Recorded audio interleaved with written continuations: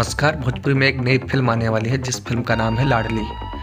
इसमें आपको देखने को मिलेंगे प्रद्युम्न परदेसी, अविनाश यादव, तनुश्री, प्राची सिंह, अमित शुक्ला, हीरा यादव, किरण यादव, रिंकू भारती, डॉक्टर कमलेंद्र सिंह। बहुत सारे कलाकार इसमें आपको देखने को मिलेंगे।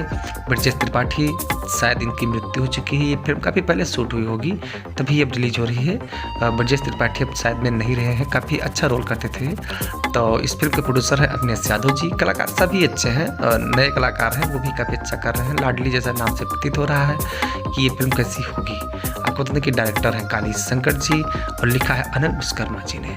और सिंगर इसमें प्रियंका सिंह, खुशबू जैन, मोहन राठौड़ और आलोक कुमार जैसे सिंगर हैं जो कि भोजपुरी में काफ़ी मंझे हुए सिंगिंग करने वाले लोग हैं। कोई अश्लील वाले सिंगर इसमें नहीं है। देख रहे हैं फिल्म कैसी होने वाली। ट्रेलर तो वैसे औसत दर्जे भर की है। प्रद्युम्न परदेसी नए कलाकार हैं, बस देखना यह है कि कितना अच्छा काम किया उन्होंने फिल्म में। ट्रेलर में तो कुछ औसत दर्जे के काम करते हुए नजर आ रहे हैं। धन्यवाद।